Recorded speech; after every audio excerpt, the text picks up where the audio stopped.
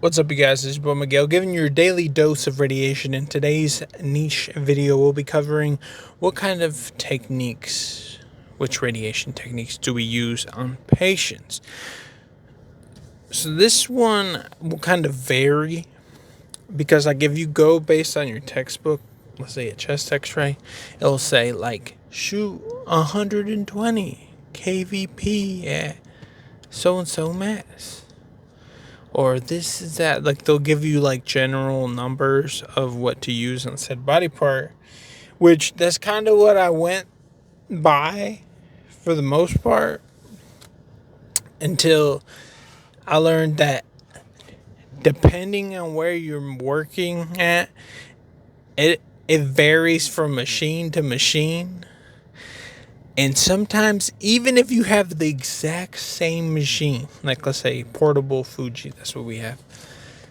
Both portable Fujis, both the same, but depending on the machine, like let's say one got a tube replaced, one got a rotor, one like they get, obviously over time the machine gets like broke up and they patch it, like you take it to a mechanic shop because this broke down, so they put like new ones and stuff. That one will also affect the technique.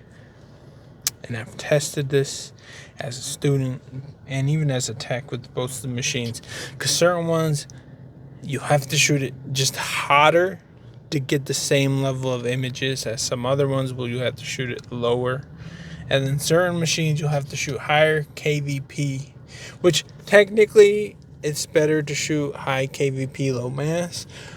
And then some machines you'll do that and it's like, nah, you need more mass, nah. So it's like kind of like as you work with your machine at your place, you kind of get to know her, I guess.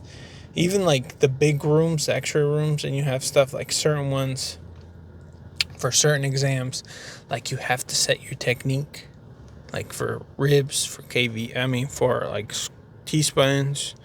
Certain ones, like you'll have to set a certain technique, a certain, niche. And then sometimes it's mainly the bigger patients that you just kind of like fuck it. Like you'll try to like gently just set the technique and then you'll shoot it and then you look at it, you're like, under penetrated. And then you're like, beep, beep, beep, beep, beep, raise it up and you're like, beep. Still can't see none. And then sometimes you're just like you bump that shit. One time I had to shoot like them bigger patients. They ordered a T-spine. We shot it so hot and you could barely see some of the. It's just they're so thick because like it's hard to get the most optimal pictures. It is mainly the bigger patients. Skinny patients, no problem. You just shoot and you like if they're so tiny, you can just like use like a PD technique and like you'll get the job done. But the bigger patients, sometimes you'll be like, especially portable exams, and you'll be shooting, and you shoot it, and that hole's like beep. You're like, God, then like you feel the radiation. Those are mainly for like hips, pelvises, and stuff. Like, you'll have to sometimes shoot them out for the bigger patients. And it'd be like, And then, especially if a patient has a prosthesis, which that means like a metal, like the Terminators, I guess you can call them, all the old grandmas. I say it's a hip. Sometimes said thing will absorb the radiation and burn out the rest. So you'll have to set a technique, which for certain machines I've seen, if you shoot it with a grid, it'll come out better than you shoot it without a grid. Because sometimes for certain machines, if you shoot it without a grid and then you slap a grid on it, it's like you make it pretty with less radiation. And then there's if they have a prosthesis, shoot it with a grid and it'll come out better. Because even if you try to save it, which if a picture comes out and it's just like meh, you can kind of go into processing, make it pretty so you don't have to expose the patient again. Sometimes you'll do that occasionally, try to save the picture, because like you'll get a readout which that one too, as a student, it was confusing because like in the book, it's like EI number, SI number. Like they'll have different things depending on what machine you use. So that one you'll have to also learn, because like in ours it goes by like 200 is like I guess the perfect ideal number, the on the money perfect 100, type stuff. And then sometimes you shoot it in at like 50 and you're like, overexposed. And sometimes you shoot it and then you get like 1,000 and you're like, that means it was underexposed. So like you'll kind of, sometimes the picture won't even look that bad, but the problem isn't that it looks bad to you. It's like when the radiologist or the doctor pulls it up in the jumbo screen, it'll be like either grainy or not as like fine, perfect. So that's something else you'll have to worry about as far as technique goes. And then certain exams like cross table hips, you'll need to shoot it way higher than the default settings, because like especially if you're a student coming in, like the default settings are like for just basic patients. Like our basic chest x-ray on a portable, to give you context, is like 80 at 2.5 mass, 80 kVp. If you're a student, and most of the time they don't really mess with the technique, as a student, you just shoot it like that.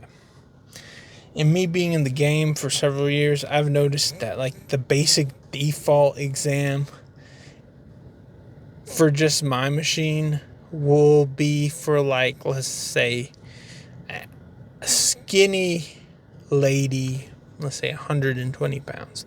Anyone kind of bigger than that, you'll have to like bump up the KVP. Bump up like the mass or the KVP. So like that gives you kind of like the starting point. And if you live in America, most people ain't skinny. America eat good, America. So you'll definitely have to be changing like the techniques on stuff. So, and then also depending on like the patient's condition, like if they have frailer bones or if they have terminators, you'll adjust your technique accordingly, which all that kind of comes with time and with your machine, because you'll learn something and then you'll try to take it to a different place and they're like, nah, they're not gonna work, you're gonna need this and that. So that's where you working in different places and different machines will give you like a basic knowledge of stuff. And then even with your knowledge, certain machines over time, or maybe that's how they got set up, are kind of messed up to where you'll have to flip the key, do like there's like a special little thing you gotta do to get the machine in I call it the little what's it called, the little spot, the little groove, to even get it to shoot. And then you have to do certain things, so like the AC, like there's like certain places that I went to as a student where like their machines are holding on to Jesus Christ and like they won't get fixed, so they have to work around their messed up machine just to get it to work. And like there's some of them, it makes you question how they'll hold their medical imaging department still holds, because like they'll give you like a band-aid just to fix it. I've witnessed in certain hands, they had like little I think it's called the little wraps you put around like someone's ankle, so it doesn't, so like it's not like a brace, but it's the little wraps they put like when they take out blood, and they'll put like, I've witnessed one of those wraps around one of the tubes just to hold it together so it doesn't fall and interfere with things. Like there's some ghetto stuff you'll see in certain places. I was thrown off by that. Even the patients are like, is that safe? And they're like, look, we not up to me. I'm just trying to work with what I got type deal. Because I understand it is expensive. I remember I started Googling how much certain stuff costs, and you're like, this machine, like this is a house, this is a Lamborghini, like ridiculous expensive. Like for the, like especially for like the big radiation rooms, it gets to like some like Bugatti prices. You're like, whoa, that's a lot of money. And most of the time, most techs don't really be thinking about it. You just be disrespecting, just getting the job done, and it'll be all messed up and stuff. So that's something to look into. But yeah, it's been your boy Miguel. See you on the next one.